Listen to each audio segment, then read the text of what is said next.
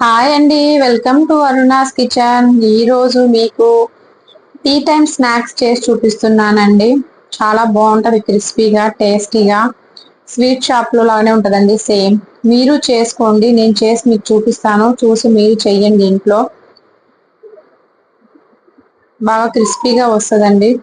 ముందుగా నేను 4 ఆనియన్స్ తీసుకున్నానండి. నీట్ గా క్లీన్ చేసుకొని నిలువుగా కట్ చేసుకున్నాను. ఇందులోనే 2 table spoon red chilli powder అండి, లాల్ మిర్చ్. అందులోనే హాఫ్ టీ స్పూన్ సాల్ట్ వేసుకున్నానండి. సాల్ట్ మనము చూసి వేసుకోవచ్చు, ఎక్స్ట్రా కావాలంటే యాడ్ చేసుకోవచ్చు, ఎక్కువ తక్కువ అవుతుంది కదా. ఈ కారం ప్లస్ ఉప్పు వేసినప్పుడే మనం ఆనియన్స్ ని బాగా మిక్స్ చేసుకోవాలండి చేత్తో గట్టిగా. మిక్స్ చేసినప్పుడు ఆనియన్స్ లోంచి వాటర్ వచ్చేస్తుందండి, బాగా వాటర్ అంతా రిలీజ్ చేస్తుంది. చూసారు కదా, నా చెయ్యి అంతా తడిగా ఉంది. 1 స్పూన్ ధనియాలు తీసుకుందామండి. ధనియాలు కచ్చాబంచా దంచుకొని వేసుకోవాలండి.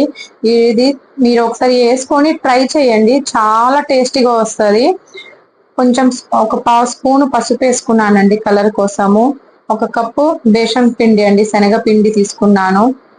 జల్లించుకోవాలండి. అందులోనే 1 స్పూన్ రైస్ ఫ్లేవర్ అండి. రైస్ పిండి వేస్తే, బియ్య పిండి వేస్తే బాగా క్రిస్పీగా వస్తుందండి.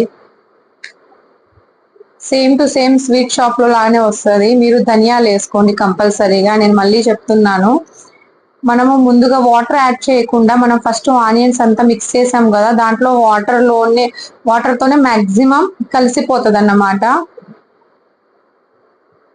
ఇదే సీక్రెట్ అండి. ఎక్కువ వాటర్ యాడ్ చేస్తే లూజ్ గా అయిపోతుంది, పిండి ఎక్కువ పడుతుంది, అది టేస్ట్ రాదు మనకి. 1 స్పూన్ 1 or 2 స్పూనే అండి, 1 or 2 స్పూనే వాటర్ దీంట్లో యాడ్ చేస్తాం. చూడండి నా చేతిలో, ఇక మొత్తం కలిపేస్తా చూడండి. ఇలా చేస్తేనండి, సీక్రెటేనండి. సేమ్ ఇలా చేస్తే ప్రాసెస్ మొత్తం స్వీట్ షాప్ లాగా వస్తుంది. చూసారు కదండి ఎలా ఉందో కన్సిస్టెన్సీ. మనం కడాయి పెట్టి ఆయిల్ హీట్ చేసుకోవాలండి. ఆయిల్ కొంచెం ముందుగానే హీట్ చేసుకోవాలి. మనము పకోడీలు వేసుకునేటప్పుడు సిమ్లో పెట్టేయాలండి. సిమ్లో పెట్టినప్పుడే మన పకోడీలు లోపల దాకా వెళ్ళి కుక్ అయ్యి బాగా క్రిస్పీగా వస్తుంది.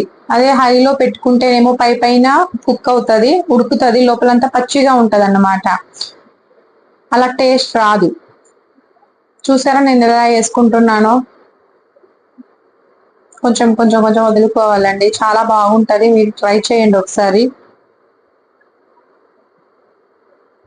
కొంచెం సిమ్లోనే ఫ్రై చేయాలండి, అప్పుడే క్రిస్పీగా వస్తుంది, టేస్ట్ బాగుంటది.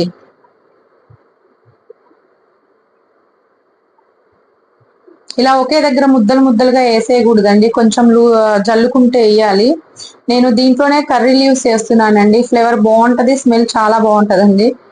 పైనుంచి ఆయిల్లో కరివేపాకు వేసాను, మంచిగా క్లీన్ చేసుకుంటున్నాను ముందే. చూసారండి, కలర్ వచ్చేసింది, ప్లస్ పైకి వచ్చేసింది మొత్తం ఆయిల్ నుంచి. కుక్ అయినట్టు తీసేసేయాలండి మనము. చూసారా ఎంత క్రిస్పీగా, చూస్తేనే అర్థం అవుతుందండి, చాలా బాగుంటది. ఇలానే మీరు క్యాబేజ్ పకోడీ కూడా సేమ్ అండి రెసిపీ, అది కూడా చాలా బాగుంటది. ఎక్కువ వాటర్ యాడ్ చేస్తే పిండి ఎక్కువ పడుతుందండి, అది అంత టేస్ట్ అనిపించదు. ఇలా చేసి మీరు ట్రై చేయండి. మళ్ళీ సెకండ్ టైం మిగిలిన పిండి కూడా మొత్తం వేసుకుంటున్నాను. ఒకే దగ్గర మొత్తం వేసేయకండి, లూజ్ గా చేతిలో ఇలా చల్లుకుంటూ కొంచెం కొంచెం వేసుకోండి. మొత్తం నేను కుక్ చేసుకున్నానండి, చూడండి ఎలా చేశానో, చాలా బాగుంది కలరు. నేను ఇలానే చేసుకుంటానండి ఎప్పుడు. దీంట్లో కూడా కరివేపాకు వేసానండి పైనుంచి, బాగుంటది, ఆ ఫ్లేవర్ స్మెల్ వస్తుంది బాగా మంచిగా. దీంతో పాటు కలిపేసి తినేయవచ్చు. కావాలంటే మీరు మిర్చి కూడా ఫ్రై చేసుకోవచ్చు అండి.